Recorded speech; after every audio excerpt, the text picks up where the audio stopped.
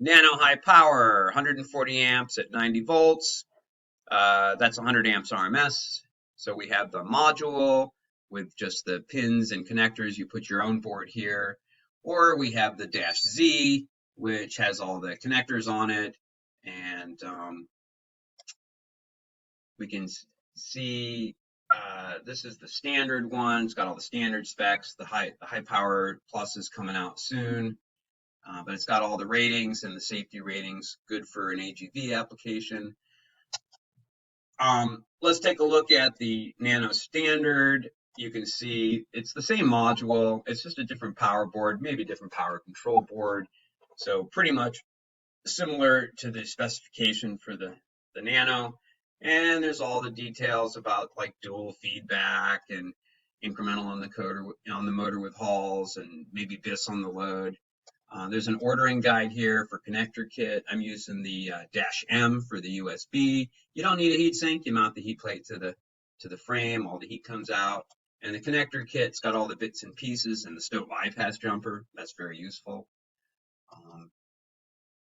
There is a note for regen. So in a vehicle with a large mass, you might want to use a little regen. So take a look at that. We can fire an output. You can use a solid state to dump energy to a resistor. So let's take a peek at the setup here. So I've got a power supply. It's 24 volts, 65 amps. That's really not a 100 amp motor. If it was a 480 volt winding converted down to a 48 volt winding, you know, your 10 amps would go to 100 amps. So that would be typical for the right winding for this type of bus. Typically on an AGV, you got 48 volts, maybe 80 volts for a higher voltage. I got feedback, incremental encoder with Halls. And that's coming in here with the connector kit. You get all the bits and pieces. Pins are crimped on to the end with some flying leads. You can cut it in half and get a flying lead on one end and double your pin count. Ink goes into the Hiroshi connector, just pops right in. Made a little adapter, did a heat shrink, incremental encoder, and then Halls. And then the shield for the feedback. I connected that to the frame, the shield. So Earth, yeah, Earth. Earth on a vehicle is the frame. Like if you're on the moon, you can't have a long cable to the Earth, so you call the moon Earth, so the frame is Earth. So anyways, path from Earth to the frame of the drive here for all the shields and the motor feedback shield gets connected. So the motor metal has a path to the frame or Earth, and there's a path provided by a wire. Make sure that you connect Earth not only to the frame, but also to HV common, because large currents flow through here, and you don't want a differential between here and say your computer that you're connected with the M SCR USB-M, like I am for CME. 24 volt keep alive, so you can cut your power. The stow bypass jumper is installed. That just puts some jumpers to the 5 volt to bypass the stow. So for your safety, you'd connect to the stow jumper. You got your motor U, V, and W. So yeah, so high current, that's a large gauge, big connectors, big motor. Let's take a look at CME, and we'll go through some setup and tuning with this system here. So I got CME on my desktop, and in the beginning, you start with the basic setup, and we'll just do a quick walkthrough of the basics. So connecting over the serial port, you can connect over Ethernet, but you'd have to make a little Ethernet connector on it.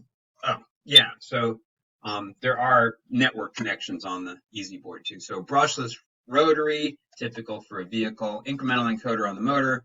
Don't just use incremental with no Halls. You need to be able to commutate. So maybe a BIS-C if you had to have an absolute encoder on your motor. You could have an absolute on the load, incremental encoder on the motor for secondary, so sort of dual feedback. Not dual absolute, but dual feedback. 12,000 counts, 3,000 line. Do not ignore your feedback. You get your stopping controlled stop before you cut the H bridge. So enable input is used to make it stop in a controlled manner. Then the brake turns on. You give it a brake delay. Typically it takes, I don't know however long it takes to stop, right? And sometimes you don't want to turn your brake on when you're flying along because you'll burn up your brake. So wait till you slow down before you turn your brake on. Check your brake to see if you can actually stop the motor while it's spinning at high speeds. Probably not. Position, EtherCAT, you can, other modes of operation, pulse and direction, analog controls velocity.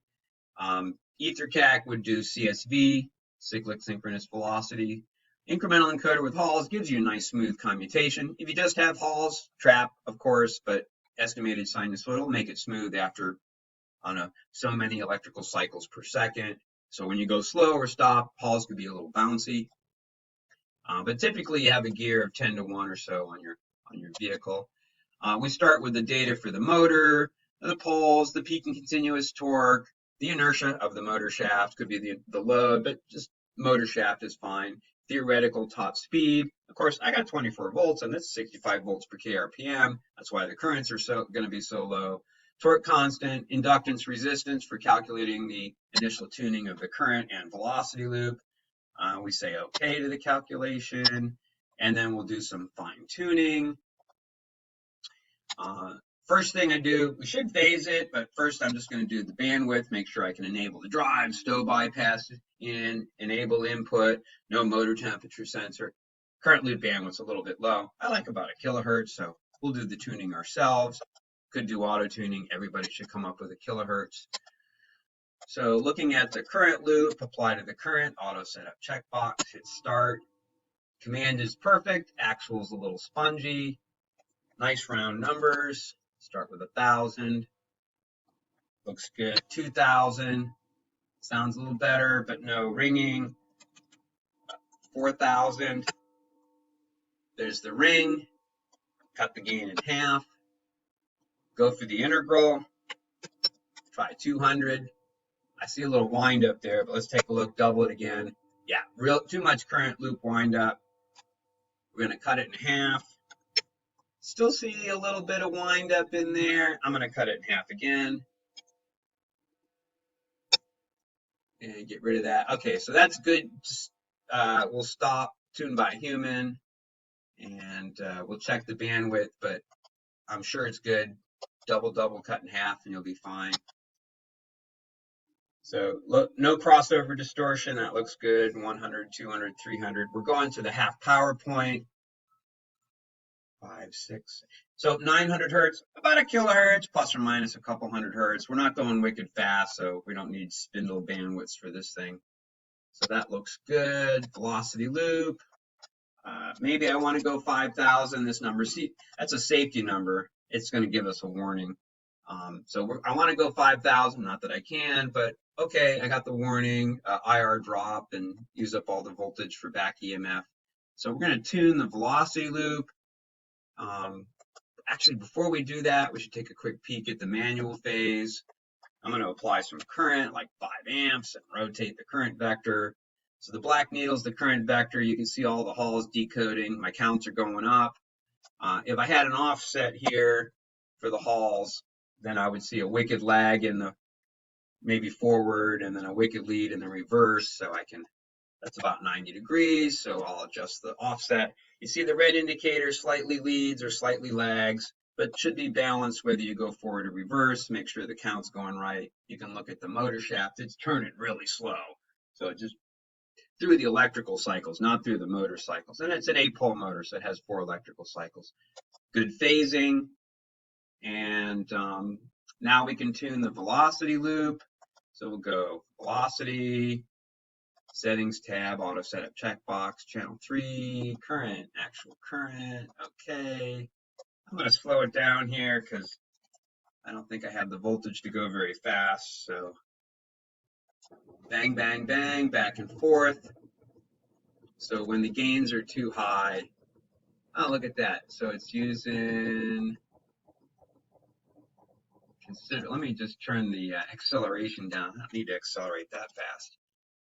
Let's make it 50. So 50 for accel and decel. That's a little, we don't want to burn rubber or spin the wheels. And so this will be a much, yeah, there you go. We don't want 70 amps, 4 amps. So if the inertia or reflected inertia is 10 times this, that would be 40 amps, good for acceleration. When the gain's too high, you'll see buzzing in the velocity loop. So starts to sound a little crunchy. Oh yeah, there's the buzzing. Cut the gain in half. Fan turned on my power supply. Not sure what integral I should use. Sometimes I use none, but there, that looks pretty good. I don't need 200 hertz, so we'll knock it down to 100 hertz. It's a big load, so don't have more bandwidth than you need. And so that cleans up the noise a little bit, gives us a little bit more gain margin. Looks a little bit less choppy. Now, this is a 12-bit, so it's 140 amps. You know, 1 bit's a considerable amount of current. So just that's not a problem. It's just quantization of the current loop. And we're phased. Let's save to flash. We made some changes. And we'll check the position loop. Again, I'm going to go slow and run out of time here.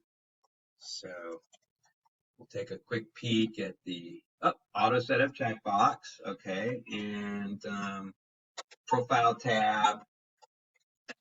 1 rev. Not a crazy trajectory.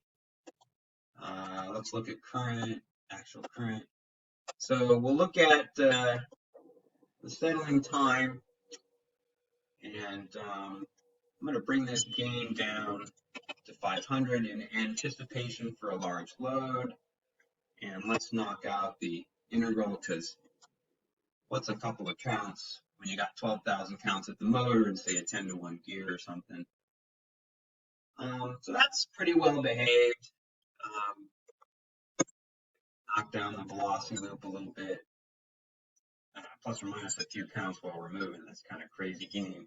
Yeah, this looks a little cleaner. Maybe no need for integral. Let the error build up. If it takes too long to settle, I mean, it's just a few counts. It'll just creep a little bit, but that looks pretty good. All right, thanks for watching the high power Nano setup and tuning with a typical motor for an AGV. Thank you.